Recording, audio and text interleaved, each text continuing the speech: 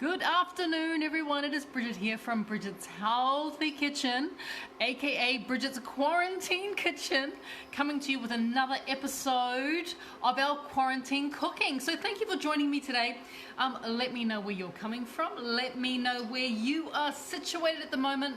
Also, let all of us know how you're going at the same time. So times are changing, and they're changing really, really quickly, and they're changing, you know, on an hourly basis sometimes. So please let us know where you are, let us know how you're going, and also let us know how you're enjoying these classes that we're doing. So we're going back to basics, which is simply I'm taking you guys back to what I learned as a chef all those many years ago in chef school, and we're doing some really basic cooking classes and also some really basic cooking skills. So today's class is all about flatbreads. Now flatbreads are something that we are familiar with. If you think about naan bread, it's that flatbread. If you think about any type of bread that you've had, like a tortilla, all that sort of stuff, that is classified as being a flatbread. So it's basically a bread that isn't yeasted or isn't risen. Some of them have a little bit of baking powder, which we're going to do a little bit of today, but in general, they're not a risen bread, they are quite flat. Being Māori, being from New Zealand, we're very familiar with flatbread, and one of the flatbreads that we use often in our cooking is a bread called takako. Now takako is made up of 3 ingredients. Those ingredients are flour, water and salt. I know you're thinking, doesn't that make glue? Well, if you don't do it correctly, you will make glue, but we can actually make a very delicious flatbread out of it. But that bread requires gluten. So I'm creating 2 flatbread recipes for you. One of them I have shared just recently, which is my coconut chapati. The other one is brand new, never seen before. In fact, you will be the first people to have access to this recipe, and it is called my popcorn flatbread. Now, by the way, if you're wondering, popcorn flatbread does not have any corn. It is corn-free, but it tastes like popcorn, and it's gluten-free, sugar-free, dairy-free, all the things that you've come accustomed to. If you've spent any time surfing my channel and looking at my recipes and looking at my videos, you know I do gluten-free, I do sugar-free, and I also do dairy-free. So today we're doing 2 flatbread recipes. Both of them require no yeast, and the reason why I'm doing no yeast is because I can't find yeast at the supermarket. It's just gone every time I go to the supermarket, and it hasn't been often, let me be honest. I've probably been to the supermarket 3 times in the last nearly 2 weeks, just kind of like on necessity. I've gone for necessity purposes, and every time I've gone there's been no yeast, because I'm like, ugh, I really want to get some bread. So flatbread's a way that we can get around not having yeast easily available in the supermarket, but also they're delicious and they're versatile, and there's so many amazing things that we can do with these flatbreads. So the recipes we're doing today, as I was saying, there's 2 of them. The first one that we're going to be creating is my coconut chapati. So once again, it's a gluten-free recipe, and I notice as well is that because flour is really hard to come by in some supermarkets, you'll find that the gluten-free flour is actually still easy to find. And flours that are gluten-free is easy to find, so we're good, right? We're all good. So we're going to be doing a coconut chapati, followed by my brand new, never released before, popcorn flatbread, which has no corn, but it tastes like popcorn. It is really crazy and awesome. So let's get into the recipe. Come on down. Now, before I bring you to my bench, I just want to let you guys know that today we have a new moderator. Mahei and I have decided we want to give our gorgeous daughter Coco, who is sitting on the desk just that way. Coco is our moderator for today. So please give Coco some love. She's moderating all the comments today. She's going to let me know if we have any questions going on throughout the class. Coco is also going to be adding any links that we need to get through as well. So everyone, please say hi to Coco. She's doing an amazing job already moderating. She's a little bit nervous, but not really, because she's awesome. So let everyone, please let Coco know that she's there and she's doing an amazing job. So come down to my bench. Let's go and let's see what's happening. I've got a few things going on down here. The first thing that you'll notice that I have here, forget that, we'll talk, that's just a bowl. I already have, to cook the flatbreads, I already have a non-stick pan heating up. But as well as that, do you see what I have down here? This is a non-stick grill. I'm going to get it into better shot for you guys so you can kind of see that I've got a couple of different things that I'm using, because yes, you can cook your flatbreads in a pan. Of course, it's probably for a lot of people the easiest way. But if you own one of these sandwich presses like this is another way that we can cook our flatbreads. So the first bread that we're going to do today, the first recipe I'm going to do, I shared with you a couple of days ago on Bridget's Healthy Kitchen. So if you want the recipe for that, Coco's going to throw up the recipe for the coconut chapati. We shared it only a couple of days ago. So if you want to have your own downloadable PDF version of that recipe, Coco's going to throw up that link for you guys so that you can download it if you haven't already done so. So coconut chapati is easy. It is so easy. It is so easy. It's really awesome. So first thing, we need a mixing bowl. I'm going to put my scales under the bowl, which is just a really easy way to weigh. Make sure that you zero the scale so everything comes down to zero before we start adding any ingredients. So when it comes to flatbread, we're not adding any gluten, which means that adding ingredients is actually not a difficult thing. So first thing we're going to add, without any rhyme or reason, is we're going to add coconut flour there. Remember, these are coconut chapatis. So there's a little bit of coconut involved here.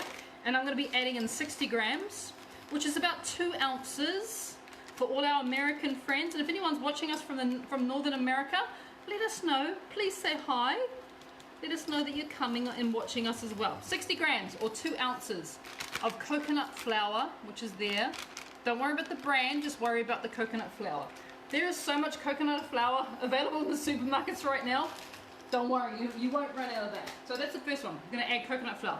The next thing that we're going to be adding is tapioca flour. Now tapioca flour, also known as tapioca starch, once again is a gluten-free flour. It looks very similar, as you can see in the packet, to corn flour, and it is a starch, so it is very similar to corn flour or arrowroot. So we're going to be adding into here, let me just zero that again, 0, 0, come on, 0, oh, it's playing up, 0, 0, oh, there we go, took a bit of time. I was just talking to my scales to behave itself. So we're going to be adding in 100 grams of our tapioca flour, our tapioca starch, which is about 3.5 ounces. So 100 grams goes in there.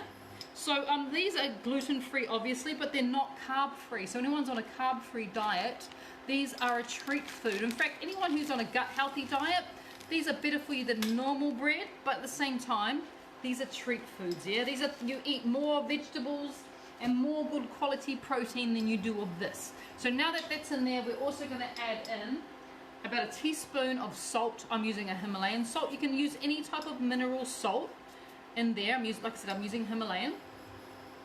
Give that a little bit of a stir.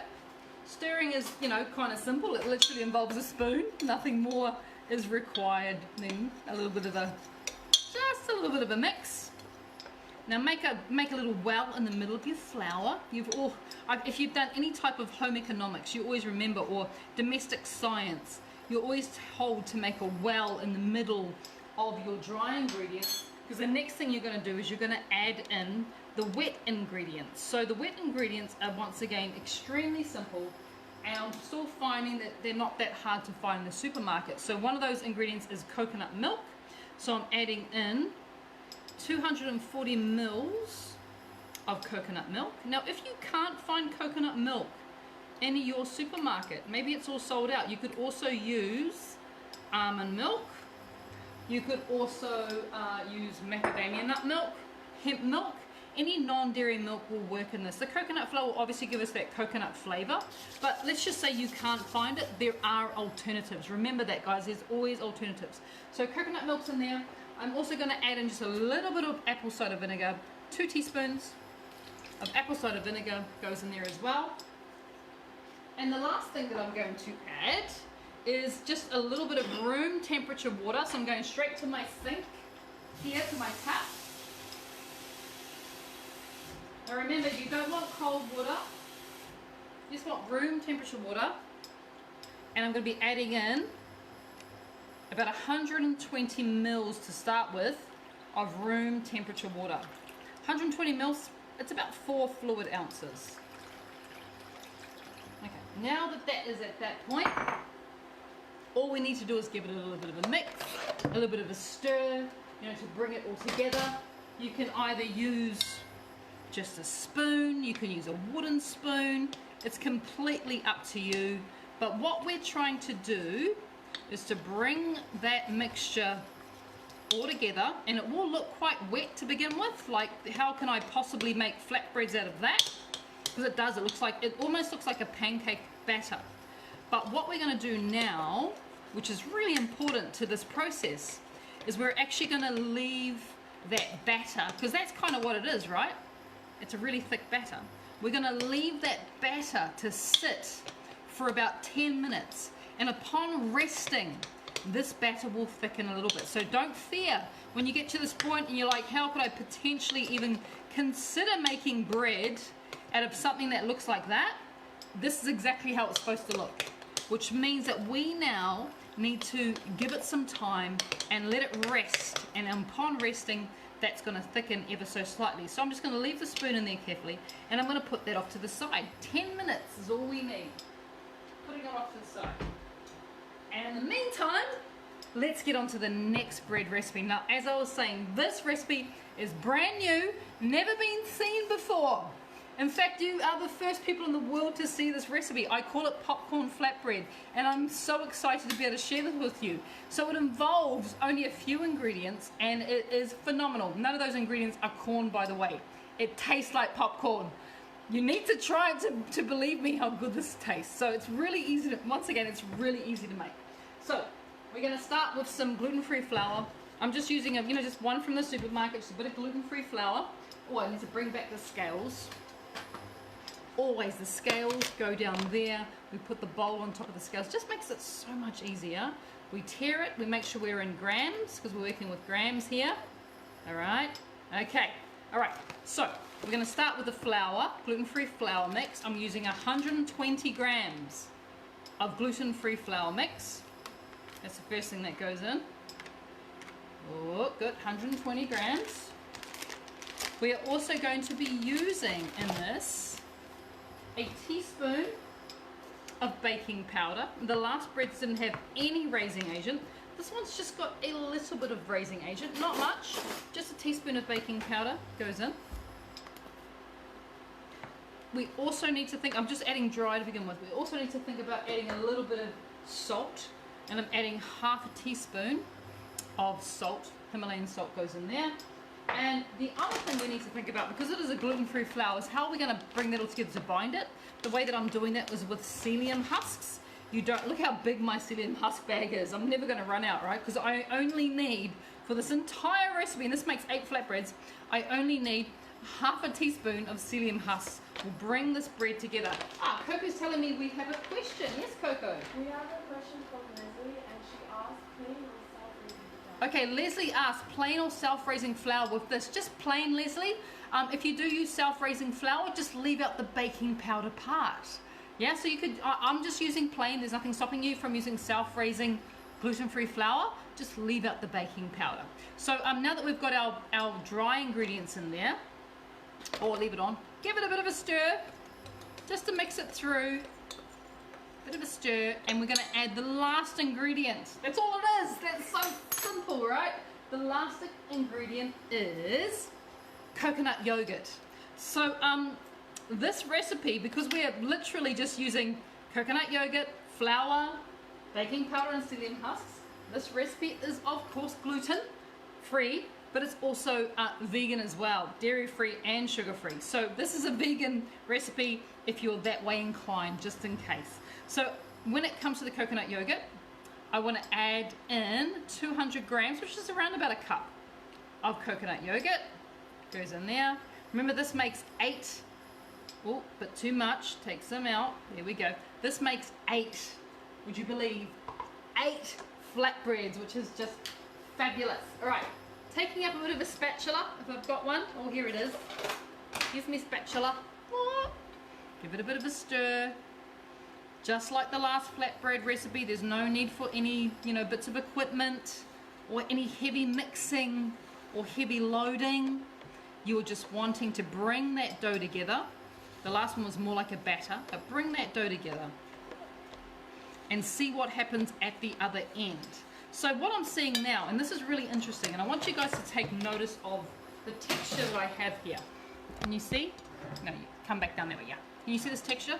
So it is coming together, but there is still a little bit of a crumble to it. Do you see it's not quite all holding together? So how you can alleviate that, because we want that dough to really combine to create quite a cohesive unit. So the way that you can do that, and the reason why I'm saying this and not actually adding it into the decisive recipe, is that everyone's coconut yogurt is different and everyone's flour is different. And my flour may be more absorbent than yours and my coconut yogurt may be wetter than yours. So this requires you to just take a bit of a look and to make sure that your dough is holding together. And actually, the more I've worked it, the more I've gone, you know what, my dough was holding together really well. I don't have any crumbly bits. If you did have crumbly bits, if you found that your dough was not coming together as well as mine did, what you can then do is add just a little bit. I'm talking about maybe a tablespoon, if that, maybe half a tablespoon of coconut milk or coconut cream will bring this together. If you don't have any coconut milk, just a little bit of water as well will bring it together. Because what you're looking for when it comes to this dough is your ability to be able to pick the whole thing up and it not being crumbling away from you. So that's what you're looking for. So I've got that now, which is great, which now means that I'm able to roll it out. So I'm gonna put this off to the side just for a sec. I'm gonna move these off to the side as well. I'm running out of bench space. Isn't that always the case? There's never enough bench space in life, is there? Never, never, never. But I'm gonna actually roll this on this chopping board so you can see what I'm doing. Because if I roll it on a whiteboard, it's really hard to see what's happening because the dough is white. So the first thing I want to do on my clean chopping board is just put down just a sprinkling of my gluten-free flour. Because then I'm going to turn the dough out onto my board. And I'm going to get the dough into the correct consistency that we need to be able to roll it out into flatbreads. So this is really important. And it requires clean hands, and it requires a clean bench, and it requires you being present and being, I suppose, at one with the dough. God, that sounds a bit silly, but it's true. Because already with that little bit of flour, look at the difference the dough has now. It's not sticking to my fingers. It has become this cohesive unit, which is what we're looking for. So now I'm rolling it into this sausage, this wonderful, and God, this is the best fun about making bread, right? You get to touch it and mold it, and you know what? It doesn't complain. It's all about you and the bread. Love this. This is so satisfying. I could literally do this for a couple of hours. Who cares about stress balls? Just make some of this flatbread dough, this popcorn flatbread. Oh, it's wonderful. All right, so we've got. I need to stop because it's just getting a bit ridiculous. We have this wonderful cohesive roll that is so satisfying to make. Like, even if you don't make it into breads, just play with the dough. Like, seriously, play with the dough. And I'm rolling it out into the sausage. Look, nothing's sticking to the bench, which is beautiful. And the more I roll, the more satisfying it gets. Let me be completely honest with you here. That's not what we're supposed to be doing. We're supposed to be making flatbread, which means I need to cut this into portions. So I'm just using this pastry. You could use a knife as well, a sharp knife. So I've got my lovely sausage here. Hello, lovely sausage. You're looking wonderful. I just want to, my OCD needs me to do that. Yep, I'm done. All right, good. Apologies. All right, so we want to portion this into 8 portions because that's how many flatbread we get of this one recipe. How cool is that? So taking your knife or your pastry cutter, go straight down in half. Cut your sausage in half. See if that's pretty close. Oh, look at that. That's pretty good. Got to admit, that wasn't too bad. Let's work with just 1/2 of the sausage at a time. We're creating 8, so we need to now create 4 even pieces out of this. So once again, let's go in half. Looking good, Bridget. Pretty decent. Half. This one's a little bit bigger. And then once again, we take that half and we cut it in half. So what we're getting here is very even sized pieces of our dough. So you always work with 1/2 at a time. Don't just try and like aimlessly cut that whole sausage into 8. This is the best way you can do it, right? is you cut it in half, and you cut that half in half, and then you cut that half in half, and lo and behold, you now have 8 fairly even sized pieces of your flatbread. Pretty cool. Very cool. All right, let's roll out one. So I'm just going to take, I'm going to move all you guys to the side. You're in the way. Get over there. All right. Going to take one piece. Let's just work with one. A little bit more of that flour. We'll dust it down. When you dust a board, you don't go like that, dump. You actually flick. Can you see how I'm just getting an even, light coating? You just flick across the surface. Let's roll it into a ball to begin with, the way we do that. It's just rolling in the palm of my hand. I'm not applying any pressure. I'm just letting the dough do the work for me. As you can see, it's just doing the work for me. And I've got this wonderful ball of dough. Pop that down. Give it a bit of a roll, just so we can make sure that it's not going to stick. And then I'm going to take up my lovely little wooden roller pin, my pinny, my roller. And then, without upsetting these guys, move over to the side, move you more. We're just going to begin to gently roll, let the rolling pin do the work. Once again, we're going to roll our flatbread out until it's lovely and thin. If it starts to stick like mine is, it's an easy fix. And mine's just sticking a little bit. Come closer. Easy fix is just that little bit more of flour goes down onto our board. Oh, a little bit more flour on that side, and it will depend on, like I said, your type of flour and how absorbent your flour is will determine how much extra flour you need to add onto the rolling process. I'm going to ball it again. It was quite soft once I got in. A bit more goes down, and you just need to keep on working it. And the beauty about gluten-free flour is, it doesn't matter how long you work it, it won't get tough, because there's no gluten, and gluten is what makes bread tough and chewy when you don't want it to be chewy. So even if you were to work it a couple of times to get to that consistency where it doesn't start to stick to your rolling pin, that's fine as well. You can do that. So once you start to get to a flattened shape that you like, and give it a bit of a tap, you can also use this to turn it over and tap it down again. Give it a little bit of a roll. Use whatever you have at your disposal. I love these. These are just amazing. And they just make life so much easier, because you're able to lift it up and you can see that you now have quite a nice looking flatbread that hasn't stuck to your hands or the board. But take your time. It may take you a little bit of time to work out how much flour you need to add, and how much flour, and how much what you used to roll, whether it be your hand flattening it out, or there actually be the rolling pin that flattens it out. So we're at that stage now. I'm just going to push them over to the side, because what I would like to do now is to bring this over so we can start to cook our flatbread. So as I was saying, you could use a pan. You could also use this griddle here, completely up to you.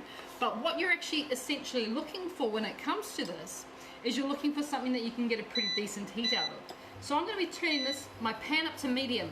My non-stick grill here, I've got a little bit higher. It's sitting on probably medium to high.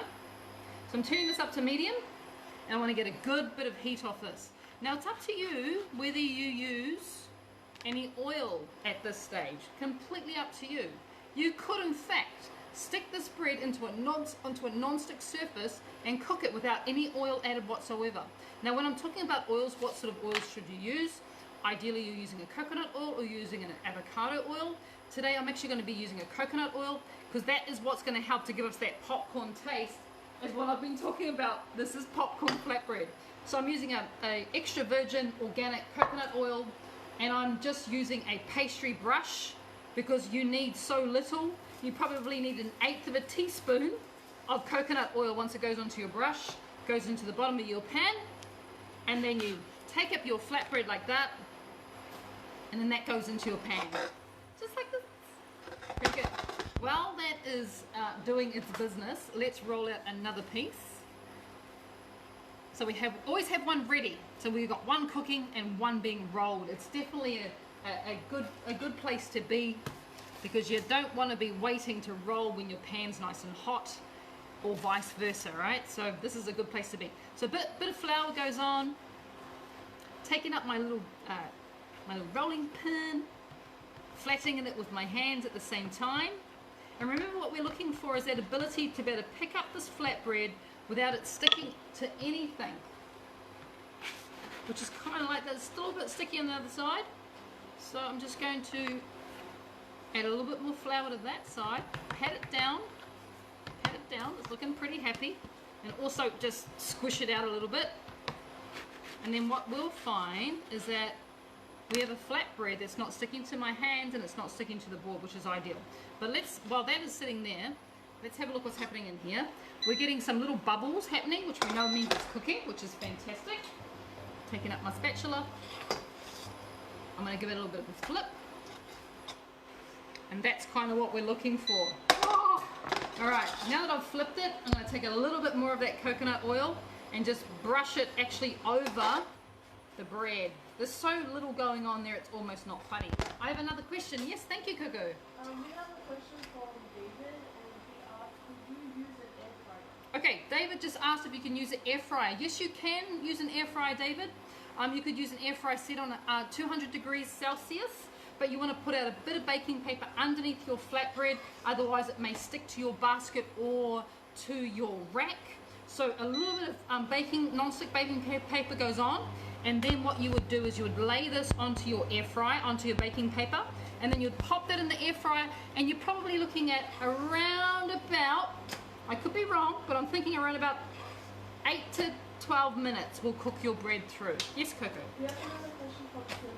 Yes. And she asked, where can we get the pastry from? So, Celine asked, thank you, what a great question. Celine asked where you could potentially get this fabulous pastry cutter from, which is literally, it is one that bakers use throughout the world.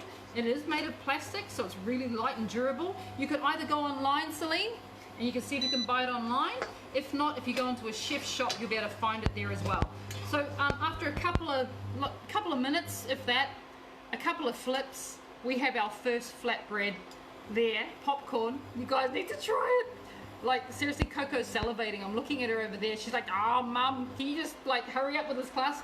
That's our first one done. I'm going to do one more for you guys, just so we can see how it's done. Remember, we're going to add just a touch of coconut oil goes into the pan. If you don't have a pastry brush, please get one, because it's just going to make your life so much easier when you're adding oils and things like that to your pan. Because if you were to just tip it in, you've got really very little control. Whereas this way you have a lot of control about what's going on in your pan. Here's our next one going in now. I'm going to move this to the side now, because you guys have seen that popcorn flatbread. Oh my gosh! Guess what's for lunch? Just saying. Guess what's for lunch? All right, let's go back to this. This is our coconut chapati. And as I was saying, I shared this recipe on Bridget's Kitchen a couple of days ago. I think Coco, have you thrown that link up for us? Coco's already shared the link with you guys. She'll share it again, just in case anyone missed it. So this is the dough, the batter after we let it sit for 10 minutes. And you can already see that is thickened up really, really nicely. That's a nice big globule of batter, which is what we wanted. And it's definitely going to make this process really, really easy. So you can either do this a couple of ways. Much like you don't need a rolling pin for this as well. I'm going to put that in the sink. Rolling pins be gone. Not required when it comes to our coconut chapati, which is excellent. Just let me give that a bit of flip. Popcorn needs to be flipped. A little bit of coconut oil goes on as well, just on the top of the bread. Bit of a paste. Looking good. So yeah, you don't actually have to use a rolling pin for this. You don't have to use any additional flour or anything like that. Basically, the batter is done. The batter is ready to go. So it's kind of up to you how you cook this. You can cook this in the pan like what I've done, but you can also, which is kind of what makes it cool, is you can also do it in a flat grill, which I'm going to bring forward very gently. Hasn't got a big cord, so I need to shovel it. Oh, there we go. You can also do it on a flat grill as well. So I have a non-stick grill here, which of course means that it's non-stick, which means I don't have to add anything if I don't want to. Or you can absolutely add just a little bit of coconut oil and just give it a little bit of a brush. I'm using a silicone brush, which means it's not going to burn on this. Now, if you're doing, just remember, if you're doing this in a frying pan, you're doing exactly the same. Or you're just adding it, if it's non-stick frying pan, you're adding it without any oil. Just doesn't need much, right? Just a little bit. So taking up my teaspoon, this is why I thought I'd show you in this, because you can really see how the flatbreads are made. Taking up my little batter, I'm going to put in a tablespoon of the batter onto there. And one more. And then what I'm going to do actually is, using my spoon, I'm just going to flatten it out a little bit. Go, get in there. That one needs to get in there as well. I'm just going to use the back of my spoon to actually make the circle of the bread wider. Do you see what I'm doing? I'm not like going in this way. I'm like using it that way. I'll show you one more time so you can see what I'm talking about. So, taking up a spoon of that, we're going to be adding 2 tablespoons onto a hot surface, and then using the back of my spoon, I'm going to be helping to spread the batter out to create more of a circle. Now you need to be gentle here, because if you go in too deep, you actually upset the part that's already cooking onto the hot surface. So go in quite gentle, tap it out, and then what you will find, let's have a look what's happening here. Ta-da! That's a popcorn one done. That's 2 pieces done.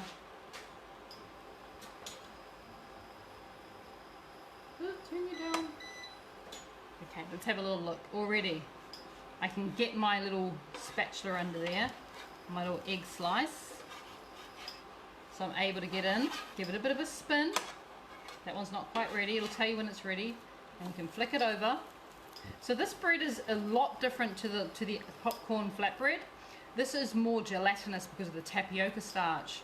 So I find with this one is really, really awesome with curries and stews. Whereas the flatbread, you can basically serve with anything. You can serve it like toast. It's so flexible. But this one is more so definitely with curries and stews and soups and all that sort of business. So that is that one there. I'll see if this one is ready to be flipped. Yep. It'll tell you, like when you go under, it'll tell you whether it's ready to be flipped. If you get resistance, just wait a couple of seconds, yeah? Just wait a couple of seconds, and then you can give it a bit of a flip. So I'm just going to push that to the side, so now you know it's really good. Let's do that one more time so you can see the technique. So we're going to go with 1 tablespoon goes down. We're going to add in another tablespoon, just like that. And then using, remember, the back of the spoon, we're going to very gently begin to spread the mixture out. Don't go too deep here, because if you go too deep, like I'm being so like feather light in this movement, feather light, and the more feather you can be, the more wider you can make your flatbread. Because if you're really feather light, you get the ability to be able to stretch it out.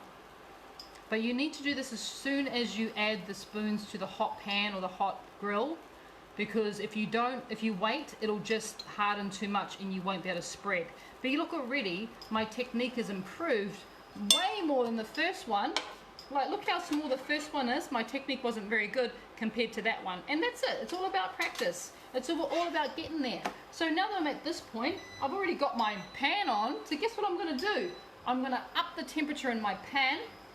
Come here. I want you to see. Walk forward. Can you see my pan? Here it is.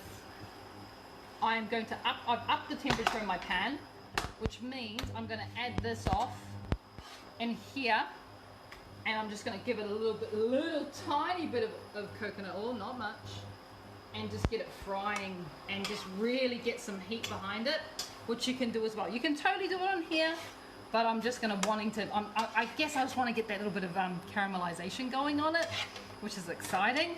But with this grill, you're able to do so many at the same time, way more than a pan. Remember, so 1 goes down, let's add another one, and then very gently, we're going to spread it out. And the more gentle you can be now, the wider you're going to get your flatbreads. How good is it? Oh, and by the way, if you haven't tried this recipe already, oh, they taste really good. They taste so good. All right. Look at that, just with that little bit of heat. Look what I've achieved there. Yummy! All right, how good is that? I know, it's ridiculous. I do this actually, I go from cooking it, cooking it here so it's not raw, to finishing it in my hot pan and getting that sort of ability. It's pretty cool, I have to admit. It's very cool. All right, next one goes in. And then you get this kind of production line going as well, which is also very cool. But there you go. I'm trying not to get too excited about lunch's potential for today. Lunch is looking really good. It's only me and Coco, but Coco's excited. I'm excited too. Look at that. Even after a couple of seconds, look at that. We get that color on that bread. Hey, so nice, so wonderful. But there you go, guys. I'm going to turn this off for a smoke out the house. There you go, guys. I really hope you enjoyed today's cooking class. 2 flatbreads we did today. We did our coconut chapati, which is, bear with me, we did our coconut chapati, which is right there, yeah? Looking fabulous. Oh, smelling fabulous. We also did, for your viewing pleasure, brand new, just released for the first time, my popcorn flatbread that tastes like popcorn without the corn, and yes, of course, it's gluten-free. And we also learned how to roll, we learned how to cook.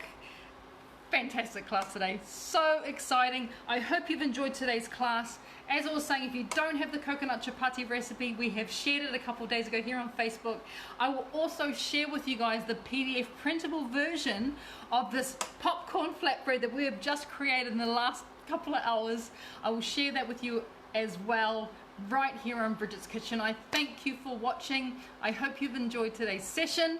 Tomorrow is kitchen tips and hacks that chef uses, and this is something that was asked of me to do. So thank you for asking. We will be doing this tomorrow. Hacks and tips that chefs use in the kitchen. Is going to be quarantine cooking tomorrow. Please everyone, be safe, be well, and I will see you all tomorrow. Take care, guys. Sending love, sending blessings. Bye.